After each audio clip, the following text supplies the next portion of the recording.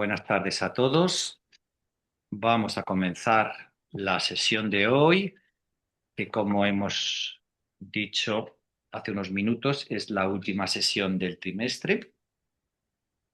Y vamos a hacer una pequeña sinopsis, una pequeña síntesis de lo que ha sido y de lo que hemos comentado, eh, apoyándonos en las últimas frases que estuvimos compartiendo el domingo pasado, que aunque no fue presencial, hubo mucha gente online de este escritor y filósofo que fue premio Princesa de Asturias, creo que fue en el 2024 o 2025, que es Byung-Chul Han, que nos hacía reflexionar sobre cuál es la forma en que la sociedad y el individuo está gestionando su propia existencia. Entonces, el filósofo nos decía que habían tres ideas o tres parámetros eh, realmente preocupantes, que eran un poco la raíz del malestar, tanto emocional, social y existencial, que estábamos compartiendo. Bien. Una de las primeras ideas que nos dejaba para reflexionar es que en realidad el ser humano eh, ha encauzado su existencia con una serie de condicionamientos inconscientes o subconscientes que lo que han hecho es que al final este subconsciente es lo que gestiona su vida. La primera idea que nos daba es que eh, él ha denominado nuestra sociedad la sociedad del cansancio. ¿Por qué? Porque existe tal grado de autoexigencia, tal grado de necesidad de hacer continuamente, de producir, que se ha perdido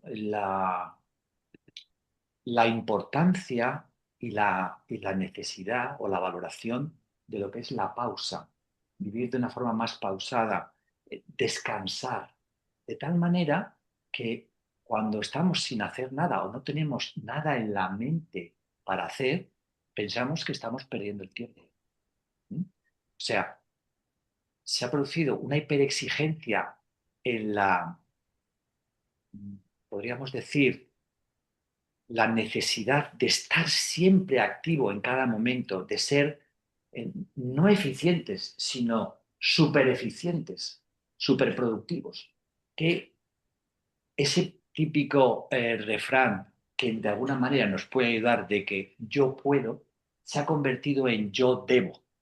Entonces, claro, ese poder y ese deber al final nos están estrangulando y nos están drenando de energía, ¿no? Nos están agotando. Por eso él habla de la sociedad del cansancio.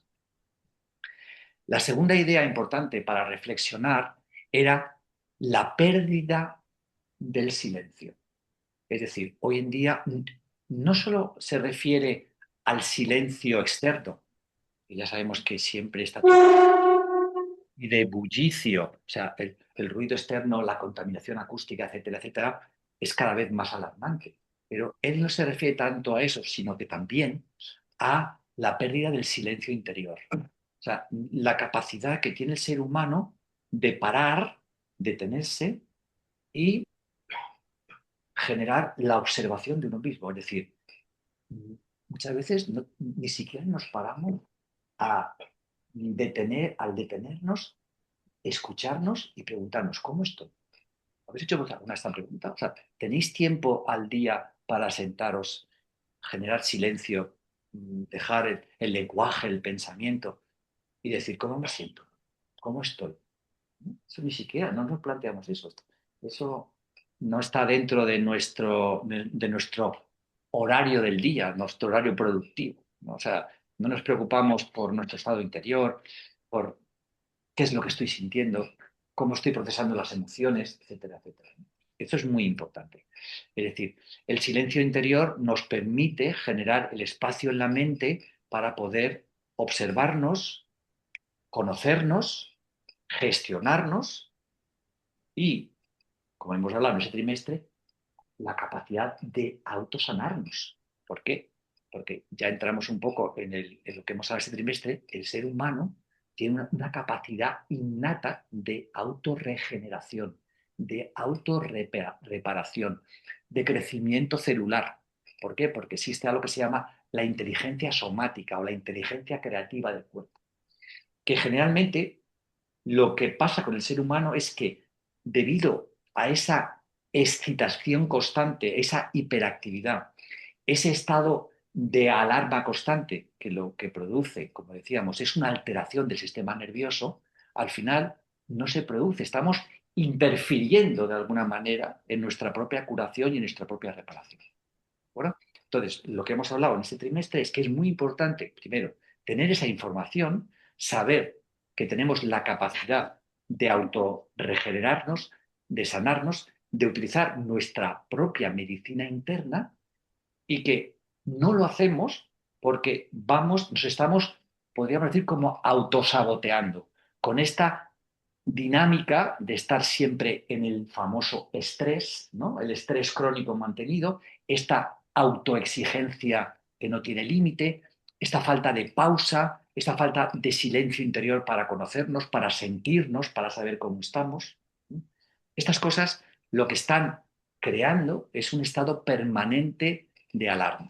Entonces, eso neurofisiológicamente, como hemos comentado este trimestre, es un estado en el cual el cuerpo se va inflamando y se va enfermando, debido a las famosas hormonas como el cortisol, la adrenalina, etc. ¿Vale? Entonces, pero a la vez que existe este estado de alarma, también lo natural es vivir en un estado de tranquilidad necesaria para que el cuerpo pueda ordenadamente cumplir su función fisiológica, que es, como os he dicho, regenerarse, repararse, crecer celularmente, porque estamos continuamente cambiando las células. Cada 7 días prácticamente nos vamos renovando a un nivel orgánico múltiple. O sea, que fijaros qué rapidez el cuerpo está continuamente regenerando. Entonces, claro, si nosotros estamos en estado de estrés y estamos en estado de alarma, el crecimiento celular se detiene. Entonces, no se produce la regeneración y los estados de inflamación nos van enfermando, tanto fisiológica como psicológicamente. ¿Vale? Entonces, es muy importante darse cuenta que el estrés mantenido, la sobrecarga emocional que supone este estrés mantenido, nos están enfermando y que somos nosotros los responsables. O sea, ya no el papel de víctimas ya ha pasado a la historia. ¿Por qué? Porque hoy en día la neurociencia, la psicología, la medicina nos hablan de que hay dos procesos biológicos que se llaman epigenética y neuroplasticidad que hacen que nosotros tengamos la gestión incluso no solo de nuestro propio mapa genético, es decir, la expresión genética, no depende directamente de la información que está en el ADN, sino del ambiente, es decir, de cómo vivimos, cómo nos relacionamos y qué hacemos. Esa epigenética, por encima de la genética, es el interruptor que permite que muchos patrones genéticos que podrían producir deterioro o enfermedad no se expresen. O sea que fijaros qué ventaja o qué poder tiene el ser humano, pero por otro lado, qué responsabilidad. Y luego hay otra cosa, otro proceso muy importante que habéis oído hablar de él en un teléfono en marcha. Mira, a ver, que es la neuroplasticidad, ¿eh? Que es que, como decía don Santiago Ramón y Cajal, todo ser humano, si se lo propone, si tiene la intención y tiene la perseverancia, puede convertirse en escultor de su propio cerebro y transformar su vida. O sea que hoy en día ya no hay ningún tipo de excusa, ya el papel de víctima ya no cuela, como aquel que dice, y la información que tenemos nos permite desarrollar nuestro propio estado de crecimiento a nivel mental, a nivel emocional y a nivel de salud. ¿De acuerdo? Esto particularmente ha sido lo que hemos hablado este trimestre en síntesis. Y que las 4 herramientas básicas que teníamos para darle a ese interruptor del de equilibrio del sistema nervioso son principalmente la atención, la respiración, la afectividad, el amor, la bondad compasiva y la presencia. Estos eran los 4 pilares, ¿recordáis?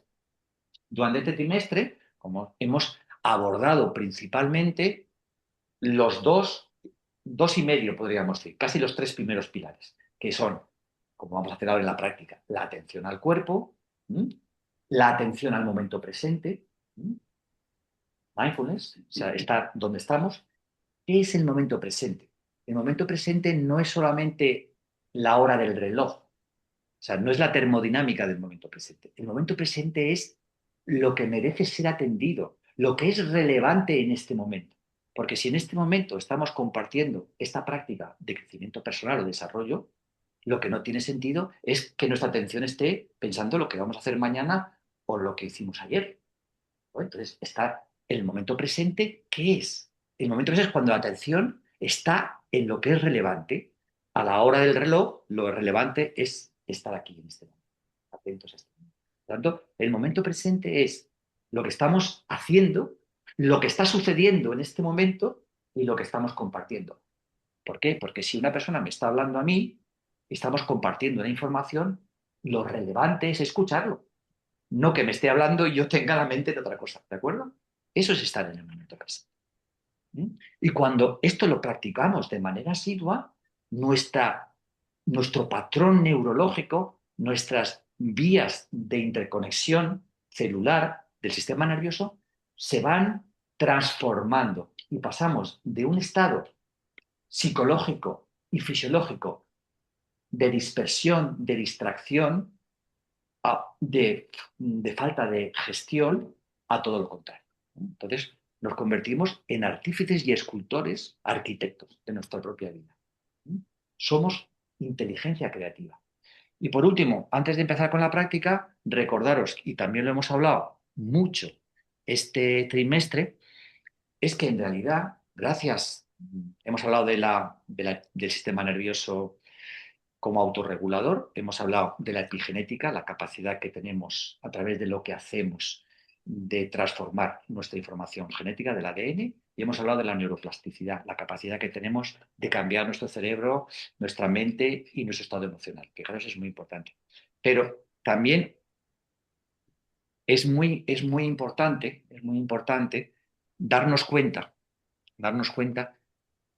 de que tenemos también la posibilidad de encontrar en nosotros un espacio para que la presencia, es decir, la conciencia que somos se exprese. Entonces, me podéis preguntar, ¿qué es eso de la conciencia? Porque claro, el cuerpo lo vemos, la biología la vemos, eso es el aspecto material de la existencia, ¿correcto? Cuando empezamos a hablar de la mente, pensamientos, pues bueno, los entendemos como objetos mentales, tampoco los vemos ya. Entonces, la pregunta es, ¿solo existe lo que vemos? ¿Mm? Porque hoy en día eso está totalmente igual, descartado. Hoy en día, según los últimos, porque llevan 120 años, la adaptación de la mecánica cuántica hacia la biología y hacia la física nos hacen ver que en realidad eso que somos nosotros, materialmente, biológicamente, solo es el 5%. Es decir, el 95% de lo que somos es espacio vacío, pero ese espacio vacío está lleno de energía. Es lo que se llama el espacio cuántico, la energía de punto cero, es decir, el inicio. Y esa energía que está en nosotros, porque sabéis lo que os he explicado alguna vez, lo del átomo, ¿no? El átomo tiene solamente un 5% de masa, que es biología, es materia, pero el 95% del átomo está vacío como espacio de energía. Si nosotros estamos constituidos por átomos, que son los que forman las moléculas, nosotros tenemos ese mismo patrón. 5% de lo que somos, lo que vemos como ser humano, es materia. Y el 95% de lo que en realidad somos, pero no nos damos cuenta, es energía. Y esa energía es potencial absoluto. Solamente hemos comentado varios aspectos de la mecánica cuántica hablando de lo que es la energía. Pero ahora en el resumen solo quiero recordaros eso. No perdáis esto del horizonte. Cuando os preocupéis por la materia hay que cuidarla, hay que asearla, hay que darle su espacio, su belleza, su alegría, todo fenomenal, el baile, la danza, tal. Pero no perdamos el contexto. El contexto es que todo eso solamente es el 5%. Y el gran interés, la gran motivación tiene que ser cómo descubrir ese 95% que soy y todavía no reconozco. No conozco, no reconozco porque ya soy. ¿Me entendéis? ¿Me explico? Es decir, el, el proceso es saber que eso existe y ahora la práctica es a ver cómo puedo aprender, no solamente de conceptos, sino de coger. Es decir, cómo puedo sentir toda esa energía que soy, todo ese campo eléctrico y todo ese campo electromagnético. Hablamos del funcionamiento eléctrico del sistema nervioso, hablamos de las diferentes ondas que tiene el cerebro, la onda alfa, tal, tal, tal, en función de esa capacidad eléctrica funciona el cuerpo, por lo tanto, cuenta que todo es energía. En medicina todos los métodos diagnósticos son electromagnéticos, o sea que si miden eso es que miden energía, si no, no existiría.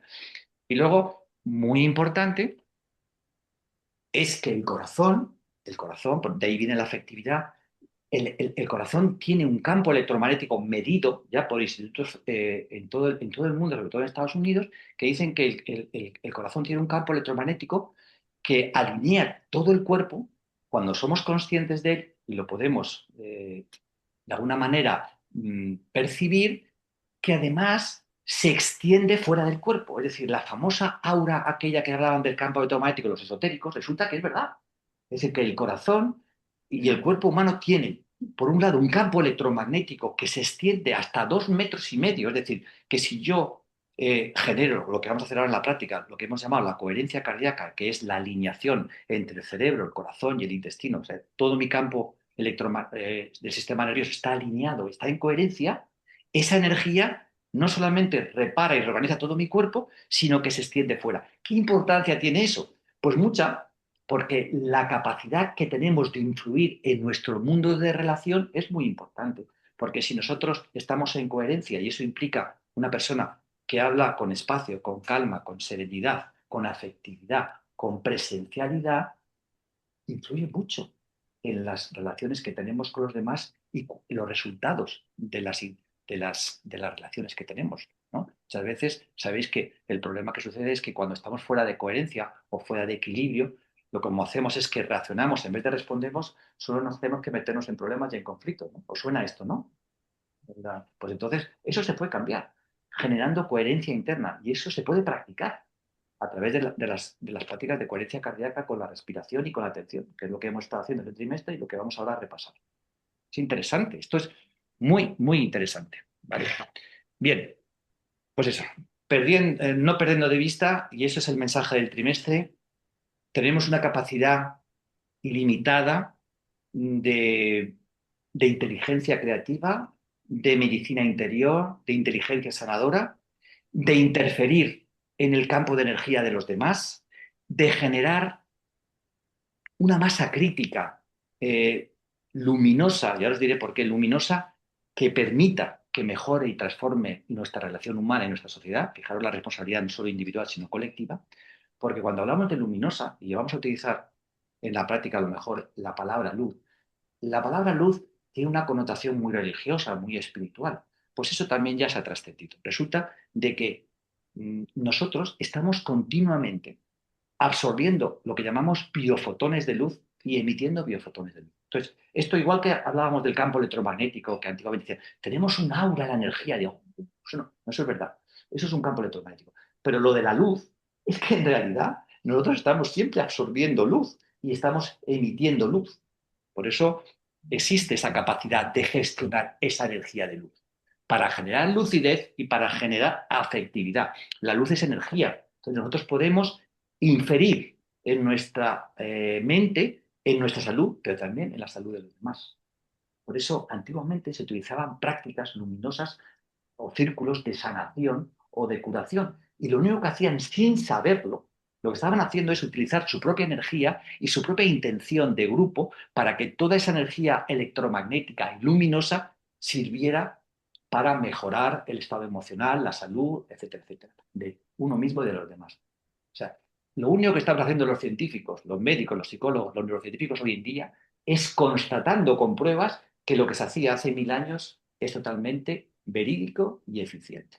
¿De acuerdo? Interesante. Bueno, pues ya no quiero hablar más. Ya hemos hablado bastante. Creo, no sé si he conseguido resumir. Quiero preguntar, Sí. o sea, igual no tiene nada, pero quiero preguntar el saber que no tiene nada que ver. Esto que cuando tocas a una persona te da electricidad, Eso es magnetismo. que te da. Es que yo estaba en un despacho que cada vez que tocaba algo o la manera de la puerta me daba hasta aquí. Porque tú estás generando campos electromagnéticos. Yo no me ha vuelto a pasar, pero eso me pasaba. Pero no tiene nada que ver lo que estás diciendo con eso, o sí que tiene Sí, que ver. tiene que ver, porque somos energía, somos campos electromagnéticos, entonces muchas veces, A veces claro, no me ha vuelto a pasar desde ese despacho, como ya he cambiado de hospital, no me ha vuelto a pasar, pero era unos hasta aquí me dolía. hay que pensar que todo es energía, lo que somos Y si me y lo que tocaba nos rodea. hasta le soltaba hasta chispas. Incluso, hay veces que no os ha pasado que entráis en un sitio, no entráis en un sitio y el ambiente os genera un estado. Entonces, ¿qué tiene que ver? Esa Todo, claro que yo tiene digo, que a ver ver. si voy a decir una chorrada, pero No, no, no, estaba no. pensando, como me No, no, pasó no, no. durante muchos meses. El cambio de paradigma, de alguna forma, es cambiar el paradigma materialista por un paradigma energético. Porque lo que nos ha hecho ver, y es importantísimo, es que eso que pensábamos que es nuestra realidad material, que existe y hay que ordenarla, solamente es un 5% de lo que somos. El 95% somos Pero no energía. es bueno estar tan cargado de electricidad. Solo me ha pasado ese tiempo que estuve en ese sitio. La energía no es ni buena ni mala. Es si tú puedes gestionarla, Era yo la única que maravilloso. se cargaba de toda esa energía, no había otro lado. Bueno, pero eso es importante. Saber que eso es así, es real, Vale, que porque tiene relación. Claro que sí, claro que Eso sí. son las fibras de la ropa, de la fibra o la suela de los zapatos. Yo creo que eso dicen Todos para son. La fibra, si llevas algo de algodón, no es lo mismo. Todo- Llevas algo de fibra. Todo, porque todo. sería más conductor. ¿No? Los Entonces, coches también Si es que todo, si es que un poco todo, de todo. todo lo material, todo lo biológico tiene campos electromagnéticos. Bien sea seres humanos, sean animales, sean objetos. Si es que todo es energía. De más o menos frecuencia. Cuanto menos frecuencia, más denso. Cuanto más frecuencia, menos denso. Igual que las ondas no se ven. Fernando, esto no es electricidad estática, que ha habido una acumulación de, de electricidad y que no la descargas. Entonces tú eso, te vas a contacto con el suelo directo y tú te descargas de esa electricidad estática. Claro. Que somos eléctricos. Claro, claro. Pero, eso la Es que- pero tú te puedes descargar. Eso es porque te has cargado por el aislante, por los zapatos, Claro. por Porque la llevaría cosas conductoras. Claro, claro. Es Pues que no sé, sería un cúmulo de casualidades Claro. y me tocó, no me ha vuelto a pasar. Somos Pero vehículos llegaba conductores de campos electromagnéticos. Para que resumirlo de alguna forma. Bueno, más o menos tenemos claro que nuestra prioridad, lo que estamos haciendo y lo que hemos hecho y lo que vamos a hacer ahora en la práctica es referente a gestionar nuestra energía para equilibrar y armonizar nuestro sistema nervioso. ¿De acuerdo? Bien, vamos a hacer varias prácticas. Como las prácticas son un poco consistentes y hay algunas personas que han venido por primera vez, si podéis hacer todas las prácticas, bien. Si veis que de alguna manera os fatigáis, oye, pues mira, hago una práctica, ya lo dejo por hoy, el próximo día ya le haré. O sea, no os sintáis obligados a manteneros en la práctica porque evidentemente estamos ya en el tercer mes del curso y hay gente que lleva años conmigo haciendo, o sea que no está. Pero que si podéis estar ahí con la práctica, fenomenal. Que veis que os fatigáis y queréis descansar y os queréis desconectar, tampoco pasa nada. Voy a intentar hacer 3 prácticas de 20 minutitos, ¿vale? Para que podáis de alguna forma comentar brevemente dentro de esta dinámica de gestión del sistema nervioso. Vale. La primera práctica, más dentro del contexto meditativo o mindfulness, es lo que decía el filósofo, vamos a intentar a través de la atención y a través de la pausa interior reconocer el silencio. Vamos a hacer una práctica típica de silencio. Para utilizaremos la atención al cuerpo, utilizaremos la respiración, observar la respiración y vamos a utilizar la vibración, el mantra o el sonido. ¿Por qué? Porque, como veis, como hemos comentado, la vibración tiene un efecto muy positivo sobre la dispersión mental. Ya os expliqué por qué razones. Entonces, esa va a ser la primera práctica, ¿de acuerdo? La segunda práctica, ya hablaremos de una práctica más sanadora, más enfocada hacia la parte energética que somos, que es cómo podemos conseguir coherencia cardíaca o equilibrio interno a través de la respiración. Y por último, una práctica de reestructuración emocional. Esto es la idea que tengo. Tenemos aproximadamente una hora. Yo creo que nos va a dar tiempo. ¿De acuerdo? Pues venga, vamos a empezar. Para los que no han hecho meditación, es importante que tengamos una postura estable, ¿eh? Sin rigidez, bien apoyados los pies en el suelo. Si ves que tenéis frío, poneros una mantita o algo. En todo momento os voy a invitar a que mantengáis la postura. La postura, como os he dicho, es muy importante para el funcionamiento de la mente. Cuando el cuerpo está en una posición recta, erguida, con cierta apertura, el cuerpo le identifica con la atención. Si estamos de alguna forma constreñidos, estamos inclinados, la postura no le produce, no le genera información al cerebro de la atención, sino de descansar, dormir o estar inatento. ¿De acuerdo? O sea que eso es muy importante la postura. Postura erguida, como vamos a ir poco a poco definiendo en la práctica. ¿De acuerdo? Pues venga, vamos a empezar.